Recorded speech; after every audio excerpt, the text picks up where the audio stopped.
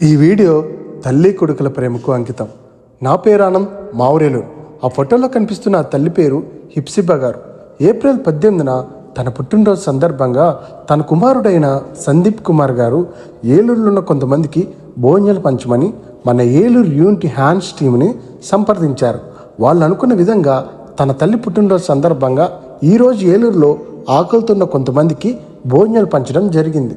నాకు నచ్చిన విషయం ఏంటంటే తన కొడుకు ఆ తల్లికి తన పుట్టినరోజు సందర్భంగా ఏ చీరో ఏ బంగారమో కొనివ్వచ్చు, కానీ ఆకలితో ఉన్న కొంతమందికి అన్నం పెట్టాలనుకున్న తన నిర్ణయం ఆ తల్లికి తెలిస్తే తన పెంపకానికి ఆ తల్లి నిజంగా గర్విస్తుంది.